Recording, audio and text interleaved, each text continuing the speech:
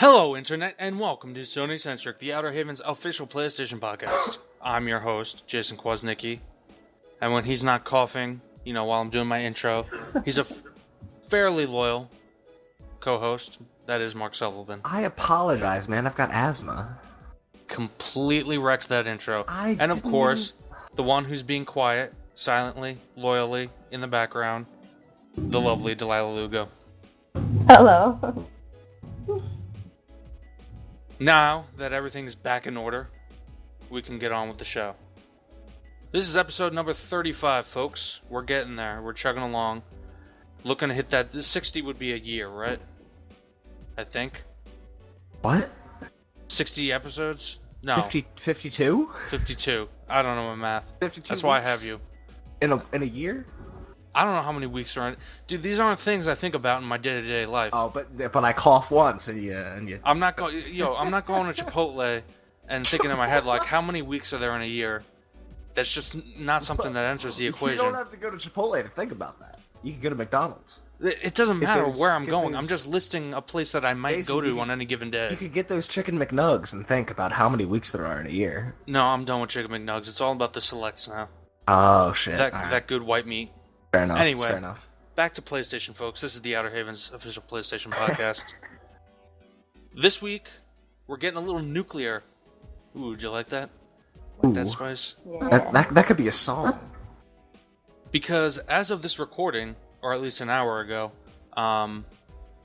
the final DLC for Fallout 4 released. That was /is Nuka World. So, if you're a Fallout fan, you know that Nuka-Cola is kind of the Coca-Cola of the Fallout world, if you will. And Nuka World is a theme park that you get to go to and be a raider and kill things in a post-apocalyptic wasteland. Sounds like a fun family time. It sounds fun. I'm trying to download it. It was supposed to come out at 8 p.m. Eastern Standard Time in North America. Came out on PC and Xbox. Didn't come out on PlayStation 4. It's out right now on PlayStation 4 in Europe, not in North America. So somebody done fucked up. Somebody did not do it. What? No, just remember at the time that this is up, it should be out. Hopefully. Yeah. Obviously, I always do that. I always talk as if people are going to be listening, like immediately when we're done. That's why I have you, Mark. That would be pretty awesome. I have you to do math to keep me in line, and then I'm about how many weeks there are in the year. Yeah, exactly. I don't know these things all the. My head is too full already, and I need you for these things. That's why that's our relationship. That's the nature of it. It's symbiotic. Aww. Delilah, you would never know. Oh, jeez. I envy that relationship. You guys are way too cute. Aww. We're getting recognition. Oh man. So anyway, yeah. Right now I'm a little salty because unfortunately I can't get that dank DLC goodness. Dank DLC goodness. Oh shit. Shit, there he goes, dropping it within the first 5 minutes of the episode.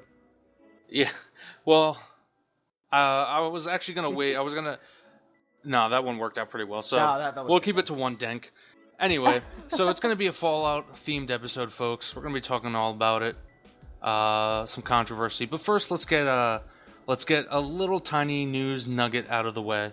I was about to say dank nugget, but you can't throw on too many danks. You got to keep the consistency. So much like how the flavor in those chicken nugs. Exactly. So Mark, why don't you take it away? There's some some new Wi-Fi updates about some the Wi-Fi Slim updates. So Delilah hit us up earlier today, letting us know that the PlayStation 4 Slim seems to support 5 gigahertz Wi-Fi or Wi-Fi for you people that like to speak actual proper English. Basically, what this means is it's gonna support Wi-Fi up to like current modern standards, which, if you really want to go ahead and take a shot at the competition, it puts it slightly ahead in that regard than the. None of us know what any of this means. Yeah, I mean, I'm not even sure I really know what it means. It's better Wi-Fi. It's better Wi-Fi support for more modern Wi-Fi support. It's better than what the Xbox One S is supporting, which, take that as you may. It doesn't matter too much. I either way, no matter what supports, you're still gonna get a better connection if you just hardwire in, which is what I do, which is what Delaila does, which is what I do. What you do, which is what if you really want to have a good online experience, you should just do if you can. Yep, and in case you're interested, the current PlayStation 4 is 2.4 gigahertz. Right, which is what I believe was the old standard. Yeah, and this information was from Shortman282 on Twitter. He posted a screenshot of the PS4 Slim manual that showed all this information.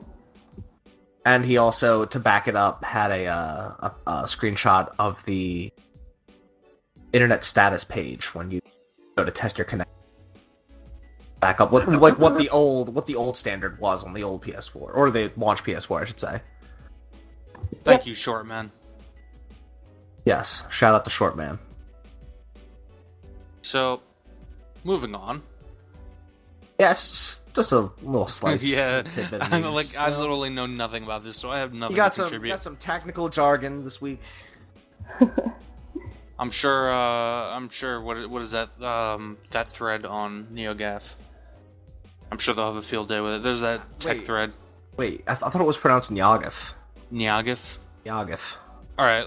There are people listening to this who are going to be like, "What the fuck?" So let's. Mark, I think that's how you say it in Japanese. I'm pretty sure. Yeah, really, dude. Just kidding. I have no idea. I know English is your second language. But please, go to your night classes, do your homework. So Fallout 4, we all here have played it. I actually reviewed Fallout 4. I reviewed all the subsequent DLC. I'll be reviewing this DLC. I platinumed it on the Outerhaven. Yeah, you can read that on the Outerhaven.net. I platinumed it. Delaila platinumed it. Plugs. Mark pussied out and didn't platinum it. Yo, I haven't even played it. Like, wait, you told me beforehand you did play it. What? Okay. All right, do we want to get into this right now? About how much did you play of it? Okay, so I was stoked for it at launch, got it, and played it for 2 weeks straight. I was on my way to do a side quest. Oh, it froze. That's right. No, it didn't freeze. I was on my way to do a side quest, and I, saved and went through 10 minutes, and I died. And I was like, okay. I reloaded. And in that time, I had collected a bunch of resources. I had reorganized my entire inventory, and then I didn't save, and I lost 10 minutes of obnoxious progress. And I was like, okay, I'm gonna be a little more cautious this time. And I got through all the fighting that was in the middle of Diamond City or whatever. I killed all the super mutants, I killed all the raiders. I was like, alright, sweet. I made it through. And I get to this river, and I see a dead Brahmin, which is the mutant, two-headed cow, for those that aren't in the know about the Fallout universe. And I see it, and I'm like, oh shit, I should go loot that. I should in it. I go up to it, and I see looting it, and then I see the mine indicator saying, oh, there's explosives nearby, and I'm like, oh shit, and then they blow up, and I lose 15 minutes progress. Oh my god! And I just lost all motivation to keep going. I have not played the game since. That was late November. Shortly after the game came out, weeks after the game came out, I lost all motivation to play. I have not played since. I don't know when I will be in the mindset to play that game again. I just haven't been back. Mark, one thing about Bethesda games, you save crazy. Yeah, but I'm in that, we've talked about this. Jason, you and I, we're both huge JRPG nuts, and I feel like I lean more towards JRPGs in general. And one thing about JRPGs is that autosave stuff and, going into the pause menu to save and stuff, that doesn't exist. Right. You typically go to a save point and you save there, and that's what I'm so much more used to. I'm so much more used to seeing something in front of me where I just go up to and I save there. And so I've never really gotten the hang of pausing the game to save constantly.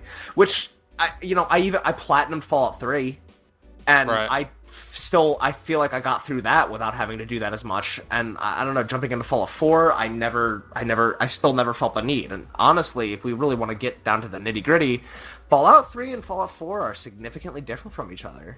They are.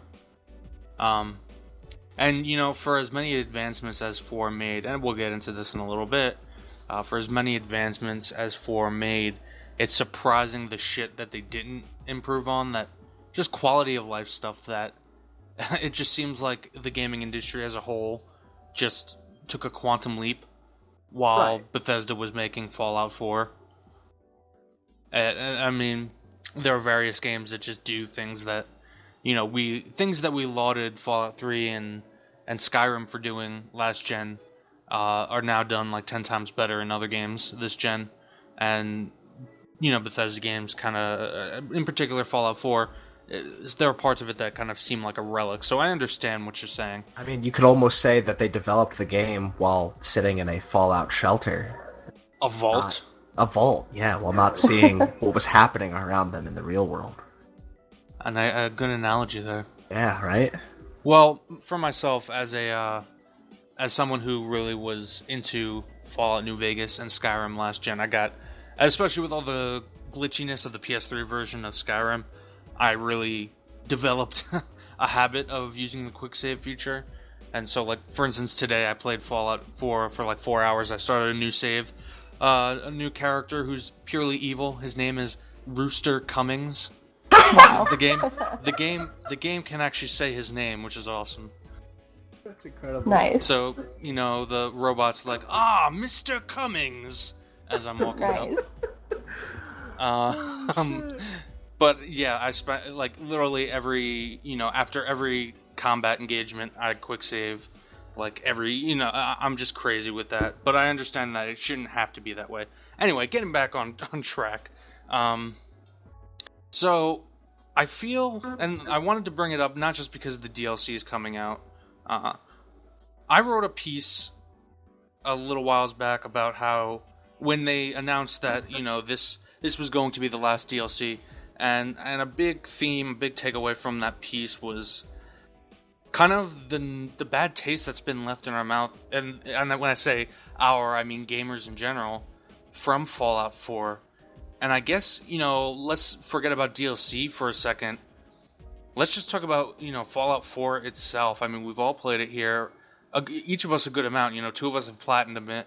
And Mark, you've... if not platinum, you played a good amount. I'll go ahead and say I spent at least 15 hours on that game. Yeah, that's a good amount. I played enough, yeah. So this game, like, the hype for it beforehand, not even just Fallout fans, just gamers in general. I remember I was at the midnight release for that here in New York, and, like, it was just a small shop in Queens, and there was a line out the door, like, it wasn't... It was bigger than, like, Metal Gear Solid, like anything. I don't think the closest I can think of is like a midnight release for Grand Theft Auto or something like that. Like, so there was hype, and there was a lot of hype around that event where Bethesda, held their first conference of that their was own actually, this at past E3. E3, where for some reason they had Blink-182 perform. At least they didn't have that terrible punk band do the Sonic Heroes theme song. I don't know if anybody's seen that video, but I don't want to. Yeah, go check out Jim Sterling's quick edit of the Sonic anniversary celebration. That was a good one. Anyway, back on track. So there was a lot of hype for this game beforehand. It came out. It didn't get like a terrible critical reception. In fact, it got like, what was it? IGN gave it like a 9. Like, it was doing well critically. We don't have to single them out. It got very good critical reception. Yeah, it was considered. Actually, no, I think IGN gave it a 9.5. Like, it got a good reception across the board. But then, like, it seemed after a week, it died. And people really never talked. Even as the DLCs were coming out, it really wasn't getting any noise. Bethesda has been doing, like, these announcements and stuff of when and how things are coming out, and nobody's been talking about it.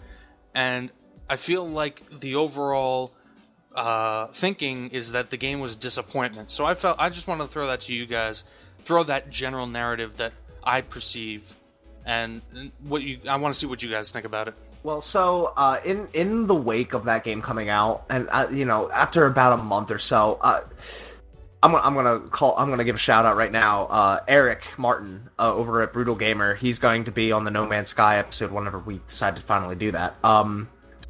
He's a diehard Fallout fan. He's a huge Fallout fan, and he was really big into that game once it came out, and for a month or so he was all about it. After the dust settled a little bit, he spent a considerable amount of time with it. He stopped playing it, and we talked about it personally, and he said, it's a good game. It's a very good game. It's not a good Fallout game. Right. And I feel like the biggest reason for that is because Fallout's always been or mostly been. I mean, even before 3, there was a lot of. It was mostly about those dialogue choices, mostly about the interactions you have with other people. And even when 3 came out, it became less about that, but still about that. And New Vegas, Jason, you can speak more to this because you're a huge New Vegas fan, and the paths that game creates. It's very much more about the dialogue choices and the decisions you make actually change the outcome. They have consequences. They have consequences, and it's not even just like that, but the amount of dialogue choices you have. Even depending on what stats you have allocated to certain points, it completely changes what you can say. And 4 just had none of that. It almost got rid of that entire formula, which was a massive shame. It was almost like a giant step backwards as to what made that series into what it was. Right. And I feel like they were making... Or actually, I'm going to let you talk first, Delaila. Well, for me, it was I played a bunch of side missions because as I'm exploring, first I always explore in a game. And I played the shit out of a bunch of side missions, got a lot of, companions, saw a couple of places, and then I started to get bored. And I was I don't know why I got bored, but I got bored relatively fast. And then that's when I was you know what, I'm going to focus on the platinum, and everything else was strictly towards the platinum. And I can't really explain why, but all I know is that once I was on my road to platinum, which involved 3 endings, it was daunting. It was like a chore to get through all of it. And the only one ending I really enjoyed was the Brotherhood ending. The Liberty Prime? Yeah, just because it was just badass ending, and Paladin Dance's story was pretty cool. I'm not going to spoil anything, although at this point I wouldn't consider it spoiling, but it was just my favorite storyline, although I prefer the underground dudes. What are they called? The railroad. The railroad peeps, yeah, although I preferred their mission and stuff like that. Yeah, their spy missions are cool. Yeah, and just who they were and what they were for, it seemed a lot less arrogant than the Brotherhood of Steel.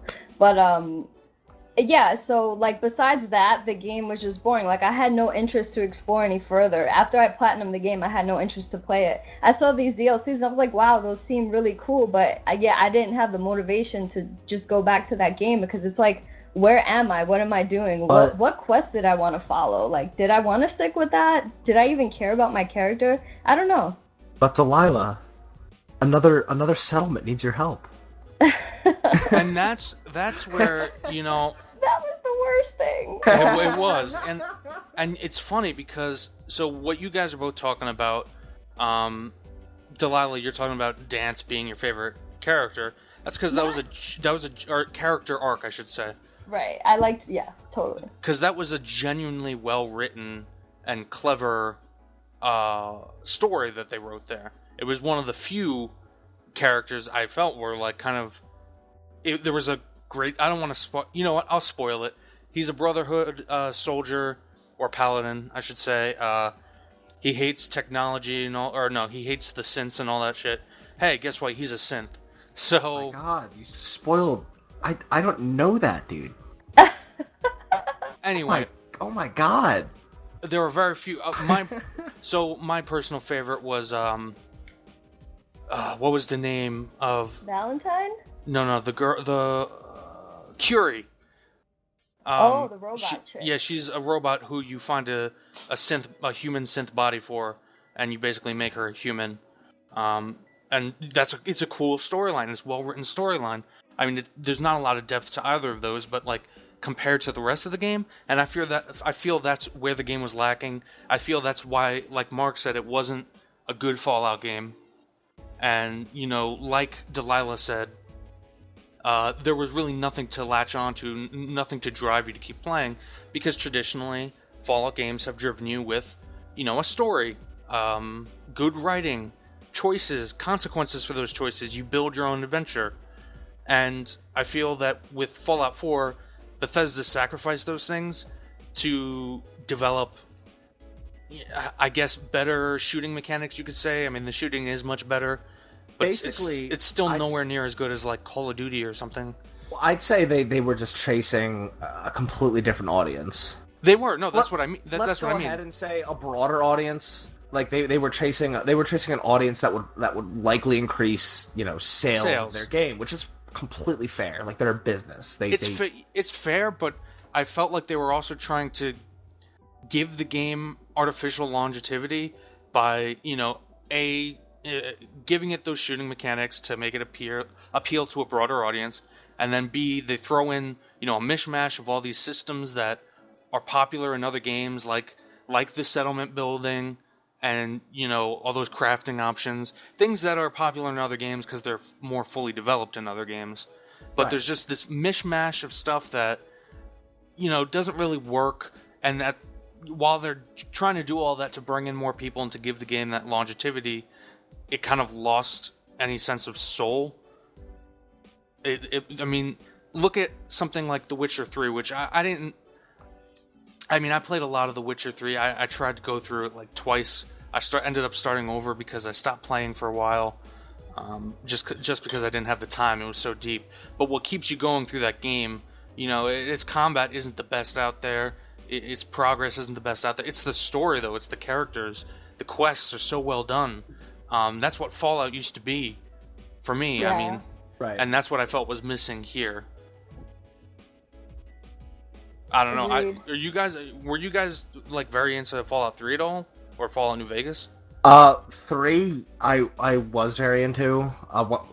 So 3 I almost had the same effect. Like, I tried playing 3 years ago, and something just wasn't clicking with me, and I fell out of it. I stopped playing it, and years later I came back, and suddenly everything was like, okay, yeah, I want to sit down. I want to play nothing but this game, and I did. I played nothing but that game for 2 months until I completely 100%ed it. Like, or at least trophy wise, all DLC and everything. I just did not play anything for 2 months but that game.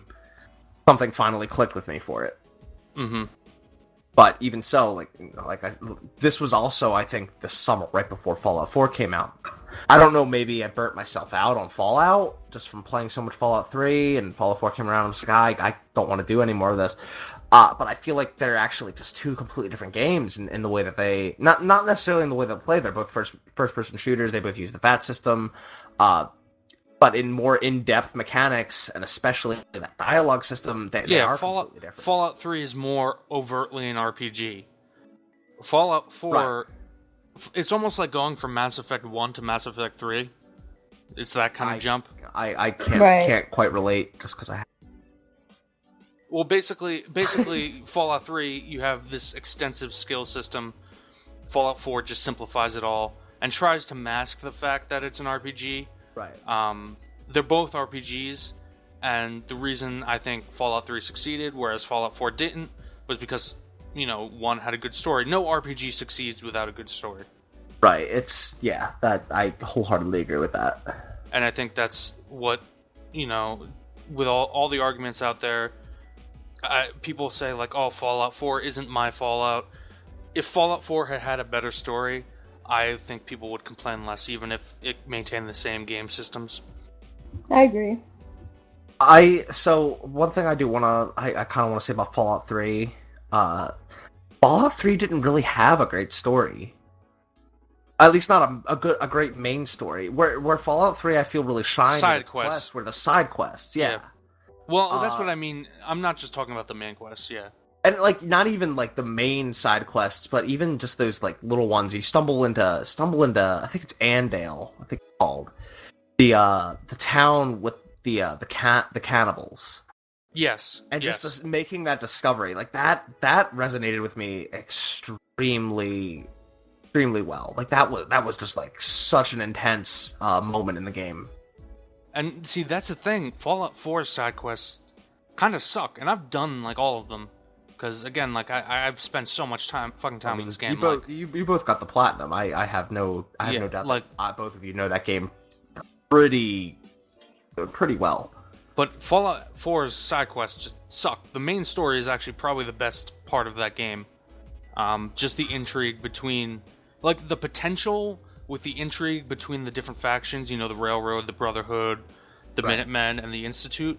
Like, the setup there has a lot of potential, and that's really exciting. It's just, it's not quite executed as well as I would have liked, and there's not really any consequence to what you're doing, in the same way that, say, in New Vegas, everything culminates at the Battle of Hoover Dam, and there's like a dozen, at least, different, like, outcomes to how that can play out. Granted, you don't, like, see it in-game engine.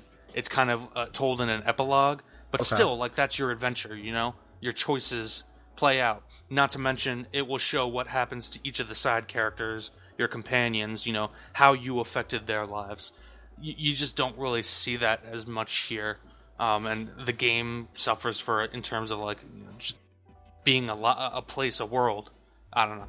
That's my opinion. No, I agree. And, like, with games like Fallout and Skyrim, like, most of it is the side quest. Like, that's what keeps you, like, going. Like, oh, I'm gonna just keep exploring, and you forget about the main quest after a while until you're like, all right, enough is enough. And I think that's where Fallout 4 fell short, is that the side quests were engaging enough to keep you just exploring, but you just wanted to rush through the end game at a certain point, and then it was like, and then freaking what's his name? Hold on. Guy with the hat that you just mimicked before. Wow. Valentine? I'm drawing a blank. No. Preston Garvey? Guy. Preston Garvey. Oh! Yeah, Preston Garvey. Like, always asking Delaila, you there's another settlement that needs help. Exactly. Preston Garvey, man. He just, like, just annoyed me every time I try to talk to anyone else. And it wasn't good. But I liked the game. I loved the game. It was, like, literally crack at first. Like, for the first week or two, I was just, like, cracked out for it. Like, wow, this game's amazing. You know what actually really had me interested? The crafting system, just I love it. It's super daunting, especially as a completionist. Where it's like, you know, you can make all these different parts for your guns. One thing that had me, like, so excited was going to new areas and locations, finding that super monster that had a legendary piece of gear. Right. I thought that was super awesome. And, like, there's that, and there's also, like, the fact that Preston Garvey keeps coming to you with quests, the whole Radiant quest. I think it's called Radiant Quest, right? Yes. Yeah. Like, that does create, it's sort of artificial longevity, but it's longevity nonetheless. It keeps you playing. Right. And if you do enough of those, there are, just if anybody hasn't, like, done a lot of those, if you do enough of them, there are cool, like guaranteed, like, there's a quest where you take over what's called the castle, which is like a giant fortress, cool. And then you have to defend it. That was the quest that I was on my way to do when I got killed by a booby-trapped Brahmin. That sucks because it's one of the coolest quests in the game. Absolutely gave up. You literally just defend a castle from, like, a giant-ass Mirelurk. Well, I'll eventually go back, I'm sure. Once I just get my mind in the right mindset. Yeah, it's kind of speaking to what Delaila said, it's ironic because normally people associate Bethesda games with terrible main quests. Like, Skyrim's main quest was just ass. Like, I remember like I was doing the Dark Brotherhood because I fucking love the Dark Brotherhood stuff. Yeah. Like in every Elder Scrolls game, and I'm doing that, and then I'm like, all right, I'll go finish the main story, and, like, it ends with you, like, going into heaven and, like, fighting a ghost dragon, which in theory, when you say those words, that should be one of the coolest things you do in gaming, and it just sucks. Oh man, it's just boring as hell. That sounds incredible lame. Why? Wait, you didn't play Skyrim? I did not. Delaila, you know what I'm talking about, though, right? Yes, I do. Okay, but good. I want to go ahead and, like, even say that's a testament to I guess how great everything else about Skyrim was, because that game is constantly considered one of the best RPGs of last generation. Yeah. You're even going to go ahead and say that the main quest is, to quote you, absolute ass. Like, the rest of the game must be spectacular. Hell yeah, man! That freaking that dark horse, man. What was it? The blood Brotherhood or something. That's what I was just saying. The Dark Brotherhood. The Dark Brotherhood and the Nightingales when you do the Thieves Guild quest. Yes. And you can get special cloaks that turn you invisible, or that stuff alone could be its own game. That's how cool those side quests were. Yep. And then it goes back to like these games, like the side quest is what makes them, and it makes you keep playing. Like fuck the main quest, even though like if they had a good main quest and good side quests, it would just be the best game in the world without all its stupid glitches like freaking things going through walls or whatever. But like if the side quests were good in Fallout 4, like they are in Skyrim and like they were in Fallout 3, this game probably would have kept me going. Right. And, I should say, to end on a positive note, I was really, go back to that article I mentioned that I wrote. One of the reasons I was so disappointed that Nuka World is going to be the last DLC for this is because the first really big DLC, which was Far Harbor, right, was actually pretty good. I if I remember correctly, I rated it above the original game. I believe you did as well, yeah. I either gave it like the same, and that's despite the technical issues it had on PS4. Right. And that was just because the story was like, it was 10 times better. Like, there was like some Blade Runner shit going on in there. Like 5 minutes into the game, one of the main NPCs straight up asked me like, "Yo, man, are you sure you're not like a synthetic human being?" Like, he started playing like mindfuck games with me. Like, but like the story, like actually, I felt like I had more choices. Like there was more, like there were actual decisions to be made in that DLC that had consequences. Right. Like I could decide to convince people to spare this guy or to kill this guy. I felt like I had a lot more agency. Whereas, sorry.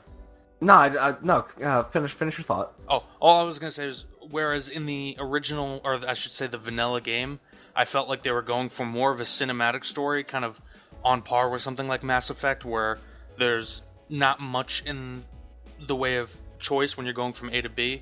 It's kind of like in between. In Far Harbor, I felt like there was a bit more branching, a bit more agency. Yeah. Well, not to bring it back to a negative note, but I feel like another thing that was like just very disappointing about 4 was, like you said, the Nuka World is the last DLC for the game, which is exactly what that article was about. And traditionally, we get a lot of DLC for our Bethesda games. I mean, let's go ahead and be honest here. We have gotten quite a bit of DLC for Fallout 4, but most of it has been workshop stuff. Yeah, whereas things nobody wants. Yeah, let's go ahead and look at Fallout 3.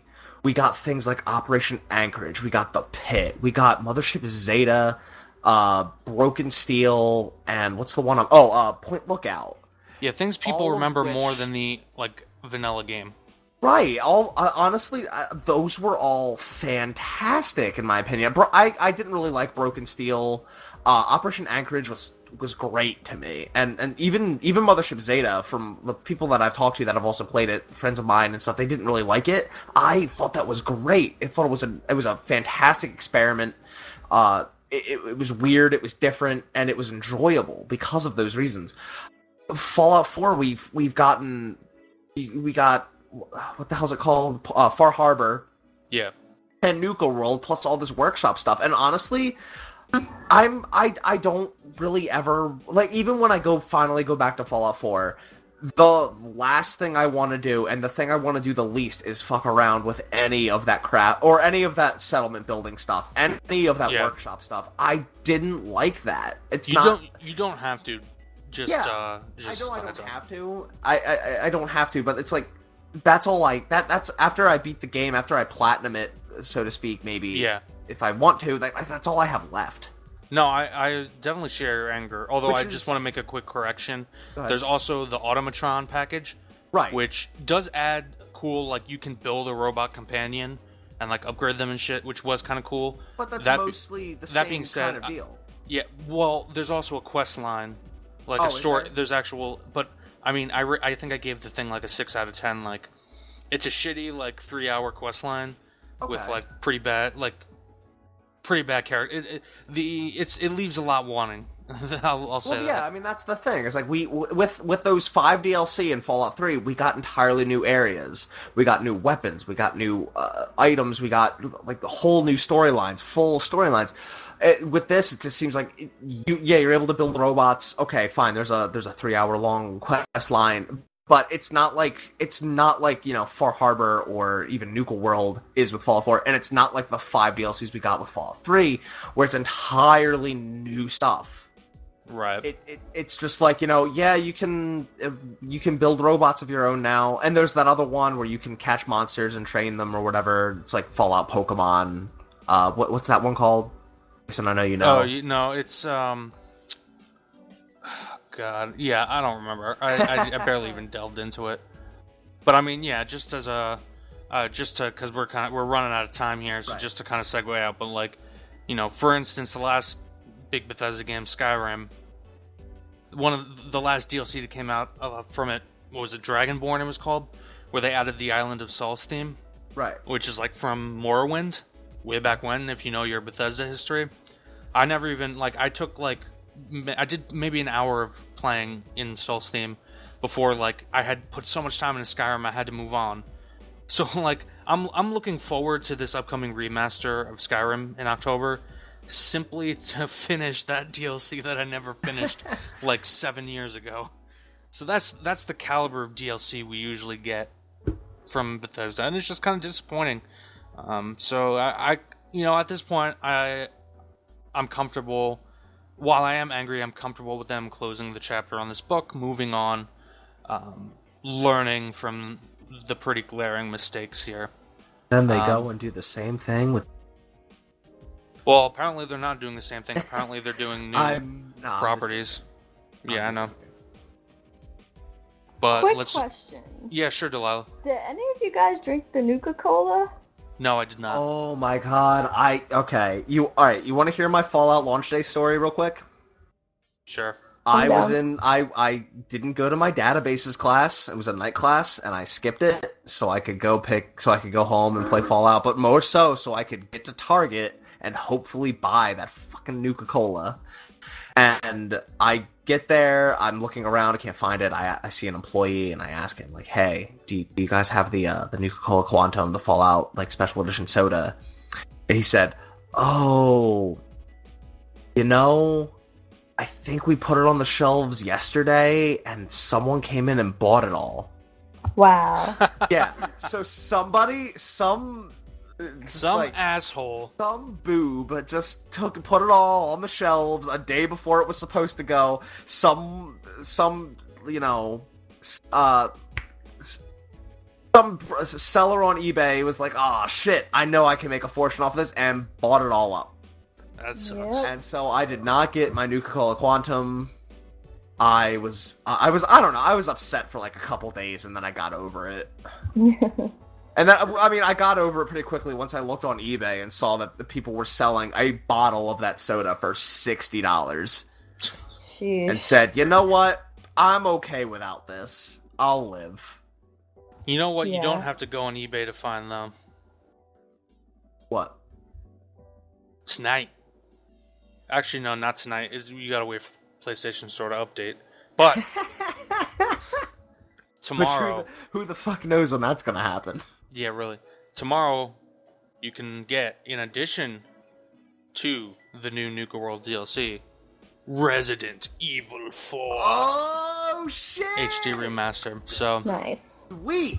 On a happy note, that game is once again available on current-gen platforms. And we are gonna buy it, even though we've all collectively bought it probably 20 times. I've owned it on every console it's been on, except Xbox consoles, yeah. So, oh my god. And with that happy note, this has been SonyCentric, the Outerhaven's official PlayStation podcast, folks. You can hit us up at youtube.com/user/theouterhavennet. Subscribe, check out all of our video content. If you like this video, please hit that like button below. You can also check out our written content over at www.theouterhaven.net. I said www again. I'm trying to break that habit because it's not really necessary. Yeah, man. Check out all our written content there. You can hit me up at Salaquaz, hit Mark up at Nibelheimian, and hit Delaila up at Assassina-san. Once again, folks, this is SonyCentric. Peace out, Internet. Later. Peace.